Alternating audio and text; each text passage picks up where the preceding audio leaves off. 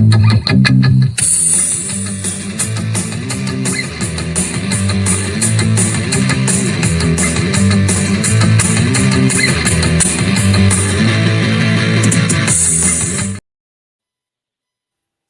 everyone. Welcome. I hope you're enjoying this crazy Christmas season with all that goes on during it, and life is moving along well for you. I'm Doug Cothey. I am the founder of the People Smart Group and also the founder of the Organizational Health Collective. People Smart Group, we do consulting and coaching for leaders, helping them to build healthy organizations, healthy teams, and get healthy themselves, and so that life can be more joyful and more exciting in the midst of being more productive.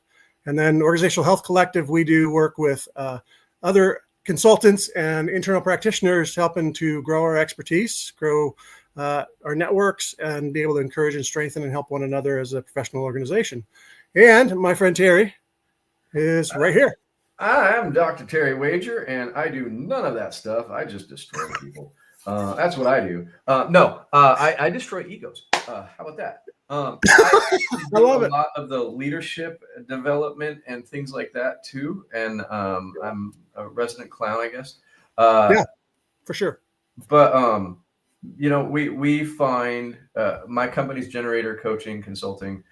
We find that when we actually help leaders or individuals and teams perform better, everybody gets the joy that Doug was talking about. And so that's what we focus on, is really helping people to really develop themselves to be the best they can be. Because one of the questions I ask a lot of people is, who are you letting down by not living up to your potential?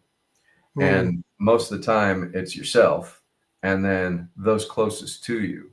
And I know for me, I did a lot of that in my younger years, not living up to my potential. And I watched people I'm not crying. I've watched people, I'm okay. I watched people really be disappointed, not in me, but for me. And I watched them lose their focus on what was going on, worrying about me. And so as I made changes in my life and developed and got right with myself and my guide or whatever, I really started to think about how I can actually help other people. And it really was helping people understand what living up to your potential means. And it really means getting your ego out of the way so that you can do the work you're supposed to be doing. So that's what we help people do. I love it. Well said, Terry. Yeah, there's so much need for getting healthier as leaders, getting healthier as organizations. And so that's our desire. That's why we get on here every week, is to get to share a little bit of our experience. What are we seeing as we work with organizations, as we work with leaders, and what can help, right? And so we want to pass that along and help you out. And so we hope this is a beneficial time today. Instead of having a set topic, we called this our jam session. We're just going to talk about some of the stuff that we're walking through with current organizations and current people that we work with. Beforehand, we talked a little bit about, I've got a guy I just met with who his organization is going through some major change because it literally exploded really, really quickly from a smaller to medium sized to huge company in no time. In the course of a year, it doubled in size. Now, didn't you say that was like a rocket thing? Not. It's an aerospace company. Yeah. So it's a space. And it exploded. Uh-oh. No, this is not a Elon Musk company. I don't know what's wrong with me today, but I thought we were talking about jam. I was like, BlackBerry's good. Yeah, no. So, just sharing some insights from that. And then Terry, in his crazy mood today, is going to tell us sort of jokes and everything else. No, but Terry's got a company that, as we talked earlier, has some similar stuff going. And so we thought, hey, this would be a great opportunity just to jump in and talk about what is the struggle? What's going on here? And one of the things I see, and then we can jump from there, Terry, with this company, is they grew so quick. And I say to scaling leaders all the time, I'm like, hey, you've got to keep your thumb on culture, because the bottom line is, as you grow, there's so much coming at you as a CEO. There's so much you got to worry about. New board members. You got to worry about new managers coming in at the next level and the level after that. You got people coming in so quick. You got to worry about funding. You got to worry about, how are we doing on our production and our product or service, whatever it is we do. And so there's so much flying around that so often culture gets forgotten. And so what I see with this company is they're sitting there now going, holy cow, the story I heard yesterday which was really fitting, was the new interim CEO came in and he just said, okay, I want to hear who knows what our values are. And pretty much no one in the room could name all the values. And that's a great indicator that you are off course. Because if your people don't understand your values and can't explain them, not only should they be able to explain them, they should be able to tell you how people behave according to them. And they couldn't even list the values. And so it was this session of, hey, we've got to get back on course. We got to get our culture right. We got to get our values front and center. We got to get our purpose front and center. And so that's where this company is. And they've got thousands of employees. And they're Absolutely. now regrouping. And they're hurting. And it's interesting because whether it's a small company or a huge company, if the culture isn't right, you're going to see it. And honestly, I think the culture is also something that you can take a temperature on too, is like almost the measuring stick. And so one of the things that we talk about in psychology when I was in school is the idea of what the independent variable is and what the dependent variable is. And the dependent variable is the thing you measure, and the independent variable is the thing you change. And so we talk about culture as an independent variable. If we change the culture, we're going to see revenue go up, right? And that is very true. However, if we actually think about culture as the dependent variable, well, what are we trying to change within the business to watch the culture go up, therefore also the revenue go up? And for me, the answer is vulnerability. Mm-hmm. Yep. And I was having a conversation with, I don't remember who it was now yesterday, but the idea of safety, right? And there's a whole lot of talk around psychological safety, and we did a conversation around it a few months back. And if you watch that, great. I still have the same opinion. I don't like psychological safety, because psychological safety is, for me, a protection mechanism. And what we're doing is we're protecting ourselves and we're protecting our people instead of being vulnerable. Yep. And what we really need is vulnerability-based communication. Mm-hmm. And I don't think we have that pretty much anywhere. Yep. But the lesser that we have it, the more protection we have, and the more frustration and splinteredness we have within the organizations. So true. Yep. Yeah. And I could say I see that in my conversation about this company, because honest to goodness, there's where, everything had to be run up the flagpole to be able to get a Mother May I. If there was no trust of your employees, and so how do we build that trust? There's got to be vulnerability-based trust. There's got to be a trust that people know each other well enough, everyone's out for the good and for the common collective goals and purposes. And within that, you got to know, hey, I can throw out ideas. I have that freedom. And like you just said, I'm free to be wrong. I'm free to throw out my stupidest idea. I'm free to, but instead they're working in these little pods and clusters. And, all of a sudden they're going, wait a second, not everything works together on this thing that's supposed to be one big thing. How do we do that? That doesn't work because no one communicates, because there's not that freedom of communication that comes with the vulnerability, with the trust. Right. And so everybody is siloed. And I'm working with a company. We just started working with them, probably about 2 months ago, but we didn't really get up and running I did a whole lot of assessment around what's going on and who's doing what and all of that during the month of October. And then in the month of November, we actually went in and we had a 2-day offsite, and then I met with their admin, and then I met with their sales, different spokes of the wheel, so to speak. But what's really interesting is, if you could think of a wagon wheel, everything like you were talking about, everything on the wagon wheel, all of these different spokes, the hub was the CEO, and everybody had to go to him to talk, and this person had no idea what this person was doing over here, although they're both in service. Yep.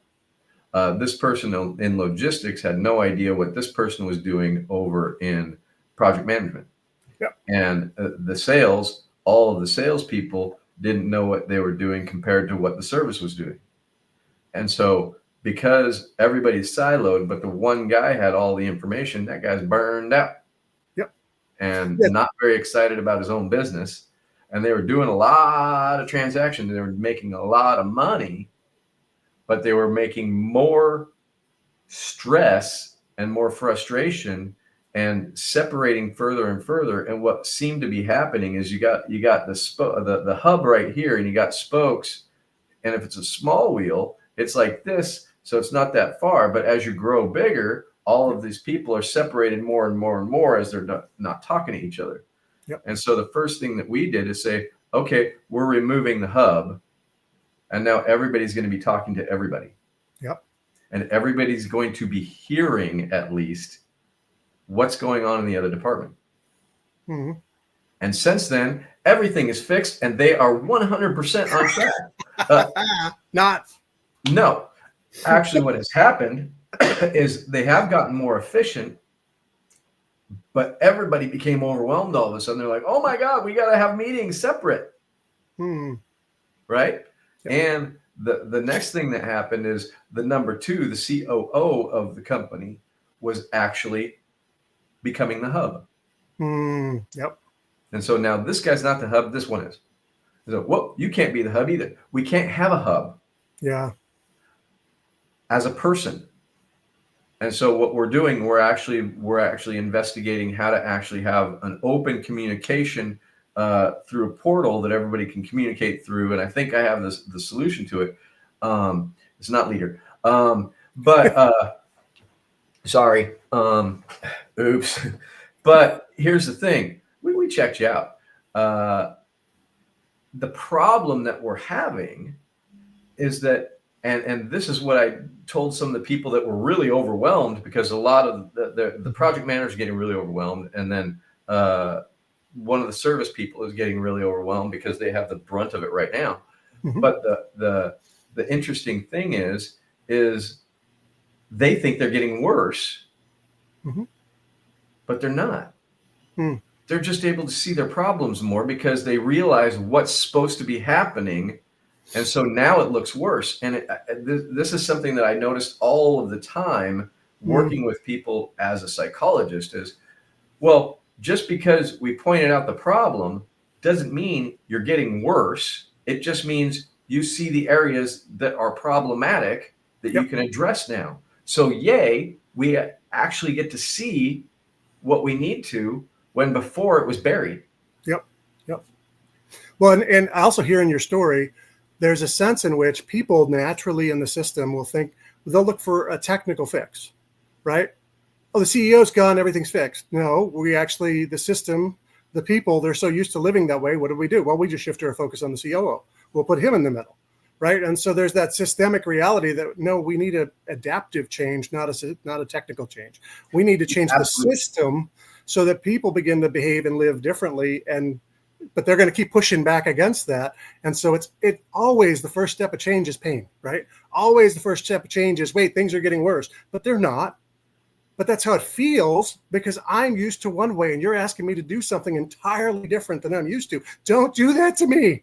But we have to walk through the pain to get to the better solution. And that's why, I mean, you know this, you've seen this in a recovery context. I've seen it in recovery contexts. I've seen it in all sorts of different human contexts, right? What do? We reflexively go back to what feels normal. We reflexively go back to, hey, this is comfortable. The garbage I know is better than what I don't know. And so I'll go with the garbage instead of changing what's better. Hey, Doug, I do want to do it the way you're suggesting, but for this one instance, I'm going to do it the old way. Right. Well, when does that one instance go away? Right. It's not. No. I'm actually going to one instance myself into forgetting about the new way of doing things.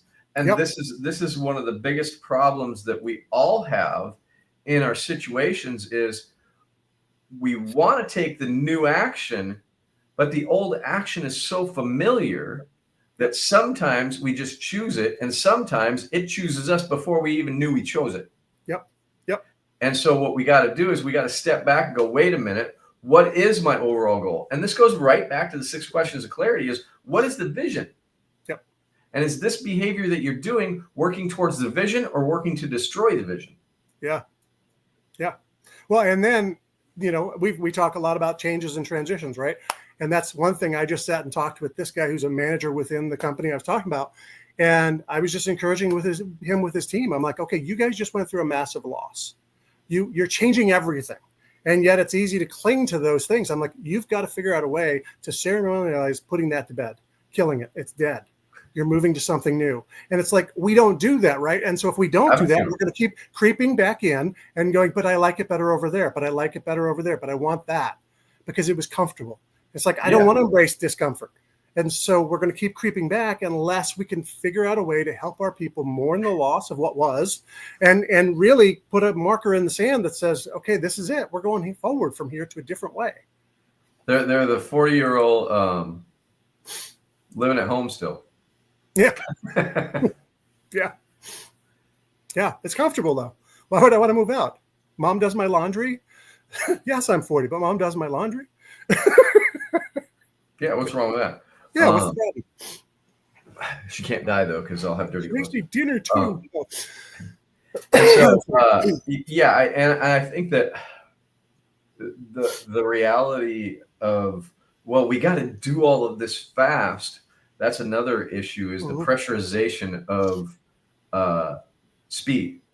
Yeah. And what I'm saying with that is they think that they need to make the changes so fast. It's like, you didn't get to where you are fast. No.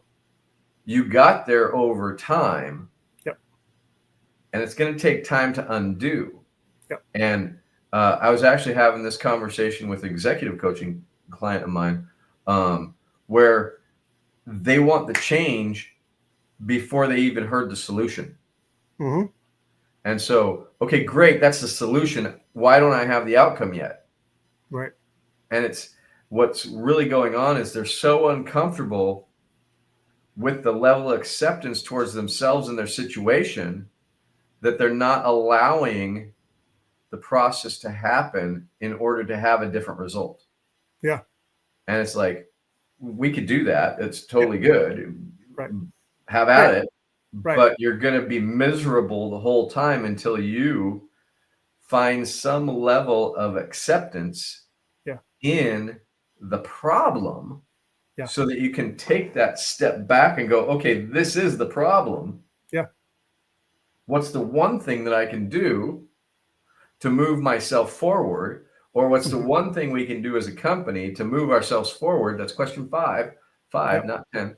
And when we can ask that question and then step back and everybody get on board with that, and maybe I'm the one person that's not involved in that. Well, I can be a support still anyway. And well, that initiative doesn't affect me. Yes, it does, because you can't do your job if we don't focus on that. Yep. And so we got to start looking at, when we're making this huge change in a system, how is everybody actually jumping into the system, playing their part to move us forward? And the number one way is being vulnerable and communicating what you see and how you feel. Yep.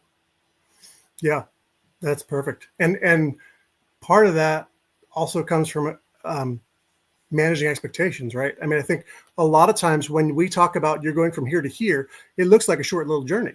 Well, that's just, we're not going very far. It's pretty simple. Everything looks simple, but guess what? The journey itself is not simple. And like, I think of the picture, just as a Christian, I love the book of Exodus and the story of Moses leading the people out of Egypt into the promised land. It was a 7-day journey. I mean, it wasn't a long journey, but it took them 40 years to get there, because they were still the people who lived in Egypt, and they wanted to keep living like the people who lived in Egypt. And they kept going back to the old patterns and the old ways. And it took 40 years to, essentially beat those out of them to get into the promised land and be new people in a new place, in a new way. And so that's true on a microcosm level of us in change in organizations, right? Yeah, it might be a 7-day journey to get there, but guess what? It's going to take years for us to really change who we are, how we operate, how we think. Our internal, personal, individual operating systems take a long time to shift from this to that. And, well, and I doing that as a team and as a larger group gets even more. Absolutely.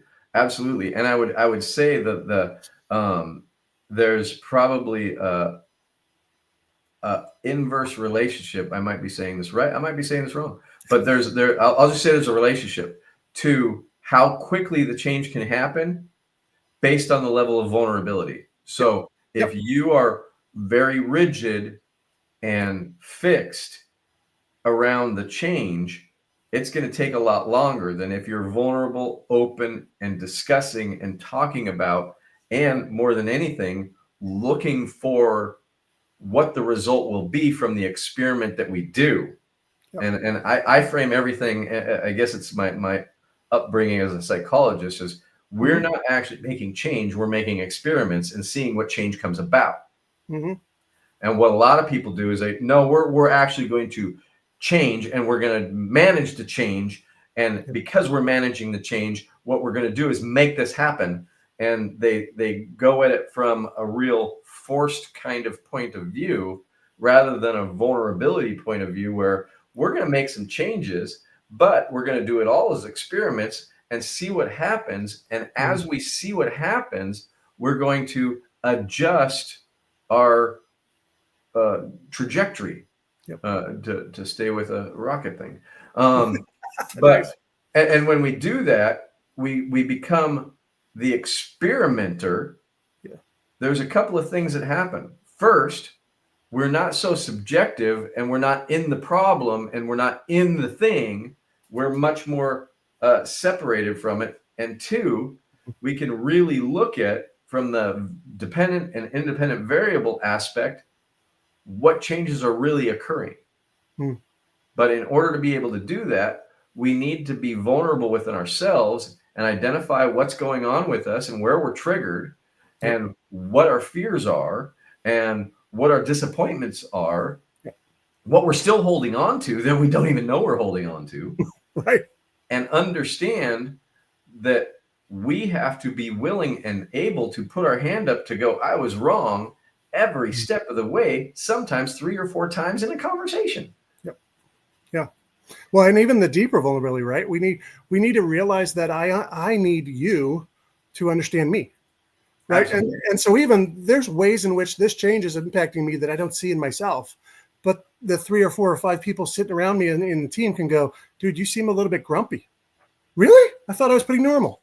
Or what? So what's underneath that? What's going on? Grumpy.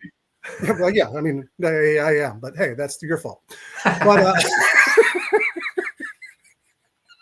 I'll let you do your psychological assessment on me later. No, but I mean, really, we need each other to reflect and to be able to openly just say, hey, what's going on with you? You seem like you're struggling with this part of the change or that part of the change, or this seems like this triggers you. What's under that why that triggers you? And those types of things help us embrace the change so much quicker when we can be in the battle together of moving forward. Right. And we can be open and honest and understand ourselves quicker, understand each other quicker. The complexity needs space to just come out. Right. And I think that the real interesting thing about what you were just saying is somebody might be triggered, and we need to look at that. Some people are going to be triggered, and then they're going to feel bad that they're triggered and try to hide it and try to go along with it. But that trigger might be very, very important, and it might be the thing that everybody missed. Yeah. And so if it's not like, hey, you know what? I got something going on here. If you don't say what it is, then you're part of a group think instead of a group change. Yeah. And so we got to identify what it is and go, oh my goodness, I'm triggered here. This is what's going on for me. We got to look at this. Yeah. I'm not feeling good about what's happening. And sometimes they're right. And sometimes they're wrong. But if everybody's in that space of vulnerability and saying, hey, we can say we don't agree. We can say there's a problem. We can say we're triggered. We can say I don't like what's going on. We can say anything and then examine it along the way. And sometimes the answer will be, you know what? You are triggered and we don't have time to deal with that at this moment, although we would like to. We have this initiative that we're moving forward, but that's the next thing we're dealing with. But we're going to really take time to pay attention to it. And we'll even listen. I would say we'll even listen to the gripe or whatever it is around it and see if it's actually going to affect the initiative that we're moving towards, because it may. But we're not going to just say, forget it, you're not important, that doesn't matter. We're going to say it matters and we're still moving forward. Let's revisit. Yep. Well, and I would just say to leaders who are sitting there listening to that go, no, what, like that's a little too touchy feely for me, a little too blah, blah, blah for me. I would just challenge you. We as human beings are not robots, right? Everything doesn't happen on the conscious intellectual level. There's so much that happens intuitively and even subconsciously about how we experience something that if we're not aware and we're not diving into that we're going to miss things. Bottom line. Absolutely. If it weren't for that, if we could all just stay on the critical thinking level and we could train people to think critically, guess what? People wouldn't be so messy, but guess what? They are. So you're wrong if you think that's where we stay. Beep bop boop bop. Here's the thing that when you get touchy-feely, you can create touchy-feely. And I'm going to explain what I just said in another way. Money is tangible, touchy-feely, right? We can touch it, we can see it, we can actually pull the money out of the bank and count it. And we go, well, emotion isn't touchy-feely, or it's too touchy-feely. Yeah, but if you don't do that, your bank account is not going to go up. Yep. If your bank account goes up, either you're actually doing the touchy-feely stuff well and you didn't know it because it's kind of unconscious, or it's just a matter of time because what goes up will come down if you don't be intentional about what's going on with you. Yeah, very true. Well, and the other part that I would say to that is you've got this thing called customers who are touchy-feely whether they want to admit it or not. And so why do we do most of our marketing to the heart and not to the head? Duh. Absolutely. Because there's more to us than just a head on a stick. And so that's the reality. That's what you're dealing with. Terry thinks it's just a head on a stick. Don't worry. People. Well, I mean, that's how I draw mine. Oh, man. Referencing 90s movies or something around there. See if you get the reference, but hey. But we're not just all head, we are heart. We're complete as human beings. And that's one of the benefits of us over a robot or an AI is that we have instincts. We have the ability to intuit things. We get impacted by something and have feelings that go, whoa, something's off. I don't know what. I got to get down to it, but something's off. Right. And so we got to be able to acknowledge that and take advantage of it. And one of the biggest problems that I see in the business world is we're so busy trying to make our mindset right that we forget that our emotions drive our mindset. And this is where I actually live in when I'm working with people is I actually create people to have growth mindsets that are just phenomenally outdoing other people. But I don't do it by teaching them mindset. I do it by helping them to really understand how to regulate emotion.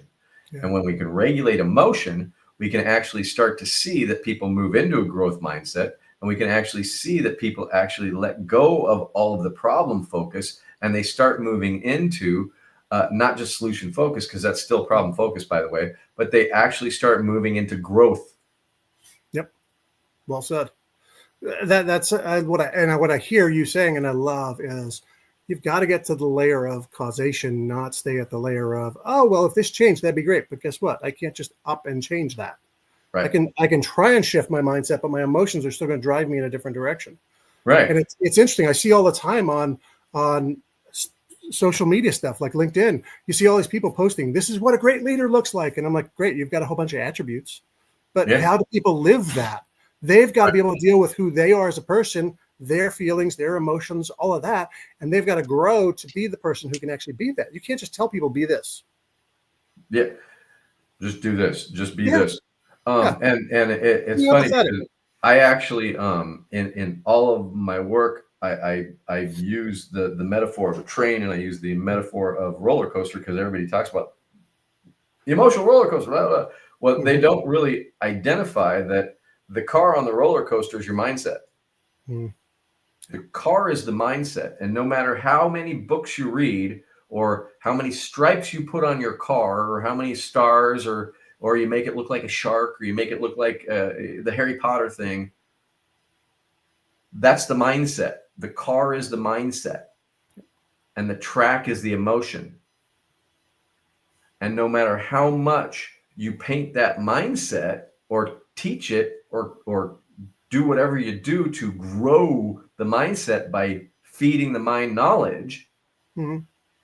if you don't address the track and there's a loop-de-loop, that super awesome mindset is still going to go in the loop-de-loop. Right. And it loops over. And then what happens is the people who have focused only on mindset want a refund on their books, get mad at the person teaching them mindset, get mad at themselves because they didn't get the mindset right, and they're focused on the wrong problem. Yep. Yeah. The problem is the emotional roller coaster is not the car, it's not the mindset, it's the track that you're on, and you haven't actually smoothed it out. Yeah. As a result, you're triggered all over the place no matter what. And then now go try to run a business on a roller coaster. Yeah, absolutely. Well, and we weren't planning on going here, but I want to throw out. So here's an interesting dichotomy that's going on in our current culture and dealing cross-culturally in a company, right? We've got the oldest generation who's still working, that their approach to emotions is set them aside, go to work. We've got the youngest generation that their approach to emotions is, well, they should drive everything. And in fact, we should just get really locked in them. Right. They're in charge. Whatever it is, just boom. That's what we're, you do you. And so we've got this dichotomy that's going on in the workforce. And then, the gradation in between of the other generations. And so we've got this dichotomy going on in our businesses of somebody who wants to dismiss emotion and someone who wants to just give it the keys to the kingdom, instead of actually growing to go, how do I actually handle and deal with my own emotions in a way that I can be productive and they can be productive? And the other side also needs to say that, not though I set my emotions aside, because guess what? They're still driving the car. There's a reason you have all those anxiety issues that lead to stomach issues, that lead to all the other health issues that you have, because you haven't been dealing with it for so long. And that's why you're on, all the drugs that are dealing with that. But somewhere we've got to get these two different dichotomies meeting in the middle at that sense of, hey, how do I actually handle emotions in a way that's productive, as opposed to, and come to a place where I can be a productive person, not driven by emotion, but not, just totally dismissing it either, but allowing it to be a piece of who I am and what I have to walk in. Right. And for me, I would actually clarify that we're always going to be driven by emotion. Mm-hmm. But do you want it to be a dominated drive? Do you want to be dominating while you drive, or do you want to have a balanced, intentional drive forward? And what I teach specifically, and I don't know how we got here, but let's talk about me for a minute, because, well, I like that subject. Yeah. Just kidding, sort of. I always like to come to your favorite topic, Terry. Yeah, it's my favorite, and it's mine. And so the idea of having emotional balance, well, it's very difficult when other people are involved. And this is, I work with relationships every once in a while, and I've got somebody coming over tonight that it's a relationship issue, and it's like, you know what? You are so perfectly okay when you're alone. And why? Because nobody's triggering you. Well, the only person's triggering is you, and you can trick yourself into not. But the reality is we cannot maintain the relationships with each other when we're trying to manage our emotions and we're trying to manage the relationship and trying to organize each other. Somebody's going to end up dominated. Somebody's going to end up dominating if we're dominated ourselves. And so what we got to do is we really got to look inside, and we got to be able to identify the emotions that are triggered. And by the way, for everybody who's listening to this, I want to start an argument. So I'm going to just say right now, anger is not an emotion. Now, go for it. Get upset. And what's really happening there is we get so confused about emotion and behavior is we become redundant in our behavior and in our conversation around behavior and what we're doing, that we can't get to the emotion and we can't release it so that we can think clearly. Yeah. And we got to think clearly. And actually, funny enough, we just had a listener or a watcher that bounced out as soon as I said anger is an emotion. They left. So, Yep. anyway, that was me, Terry. Sorry. Okay. Wait, No worries. I appreciate that. My only friend left. But I think when we start really looking at, okay, how do we live up to our potential? One, we have to know what our potential is, and that means we have to get rid of the noise in our head. Yeah. Two, we have to actually start sharing what's going on with us with the other people that are on our team so that we can see the blind spots, we can admit where we're having trouble, and we can ask for help to move forward towards our potential together. And when everybody's doing that, whether you have 2 or you have 22 or you have 2,000, when everybody's moving in that direction and everybody has that vulnerability, now I'm starting to sound utopian, but it really helps us to be able to stay on track because everybody's admitting where they might be wrong and everybody's looking for what the next solution or what the next step in the solution is, rather than protecting themselves and guarding and shutting down. Yep. And so for all you perfectionist leaders out there, Terry's not promoting utopianism. He's saying we're all on a journey to that. We're progress, but that's the desired end, right? Is that we're all at that place of vulnerability. We're all at that place of working together on this. And I think that's, such a helpful piece to help people realize, we can't just, we're fixing mindset but we've got to actually dive in there, vulnerability, have each other on the journey, and see ourselves as on a journey, not on I've got to arrive at a place or I've got to look like I've arrived. I mean, that's the other problem within an organization, right? I have to look a certain way instead of, guess what? I get to be where I'm at and I'm going to be growing from there. I'm going to be working from there and I need your help and you need my help. And that's the place we need to be as teammates, as a leader to our workers, that we create vulnerability by actually being the person in leadership who says, you know what, I'm not all there.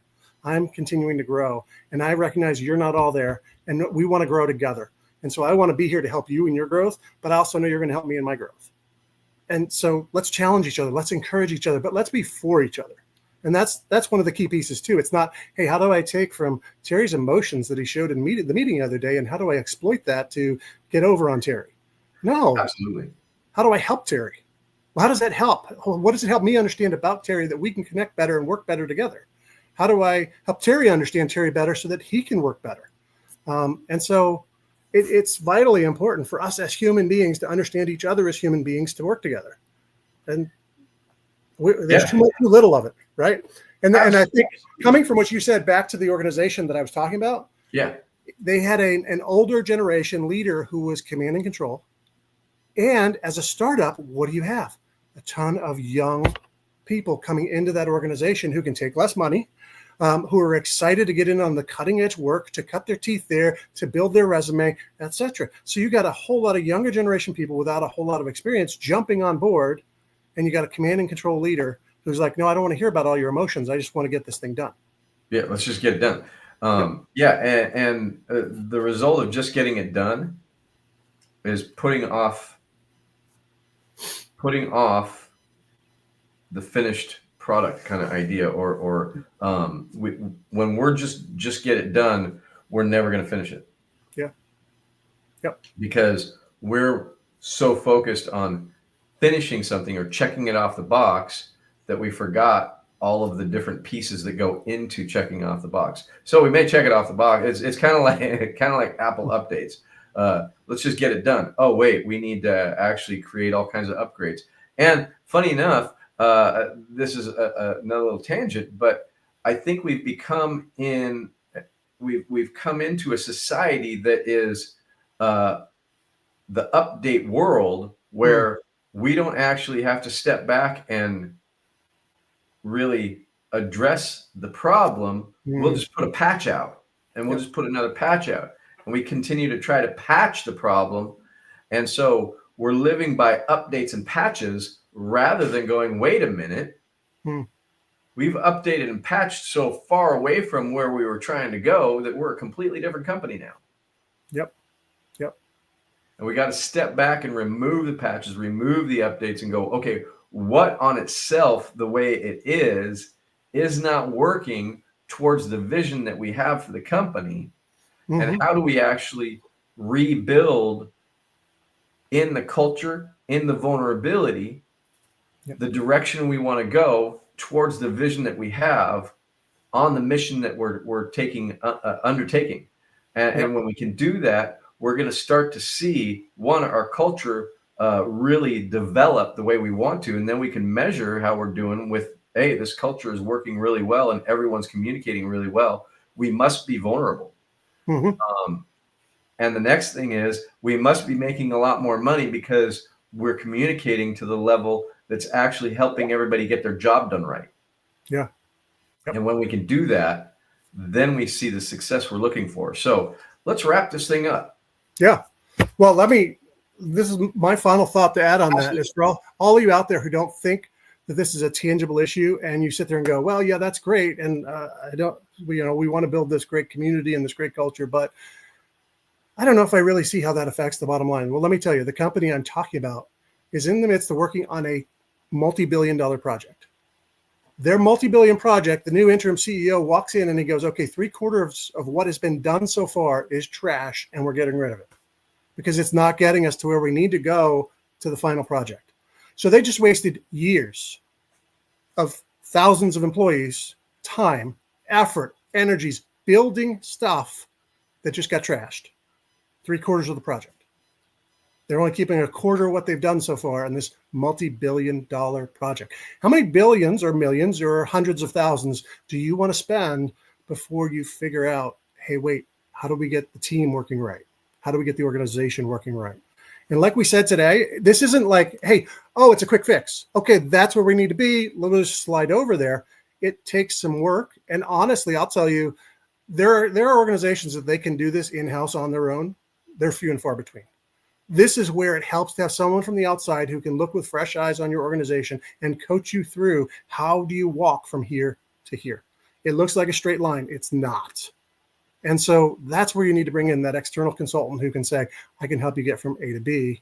But guess what? It's not just going to be this straight in a line. There's a whole lot we got to work through. And so that's my challenge to leaders today. Terry, your final word. My final word is stop trying to take care of your own business in your own mind. I have a book called Quit Taking Your Own Bad Advice, how to stop overthinking and start embracing the brilliance of others. I don't remember the last word, but really following the brilliance of others. And I don't think people do that. I think they are because they told themselves they were, but they're not actually putting their hand up and saying where their problems are. And dollars to donuts, when I get on some kind of connection call or discovery call with a client who isn't introduced by another client, they're always protecting and pretending that they're doing better than they are. Yep. Stop pretending that you're doing better than you are and start getting vulnerable and ask for the help that you want to get where you want to be. Yeah. Because you're not living up to your potential if you're not actually admitting where you're having problems. Yep. We can never get better by talking about what we're doing right. We can only get better by talking about what's not working. So that's what I got. What was that again, that last line? I don't know. I think I said we can't get better. We can't get better by talking about all the things we're doing right. We can only get better by talking about what's not working. So well said. I love it. Well, guys, we are thrilled to have this time with you. Thanks for taking time with us. And if there's any way we can be of help, you just reach out. We'd love to hear your thoughts on this podcast, on any of our podcasts. We'd love to interact with you. If you've got ideas or questions for future podcasts, shoot them to us. We would love to hear them. We would love to be able to address them. And honestly, if we can jump in and help you with your company, reach out. We'd love to help. And if it's not us, we know plenty of other people who could help as well. So thanks, guys. Have an awesome day, and we will see you again soon. Absolutely.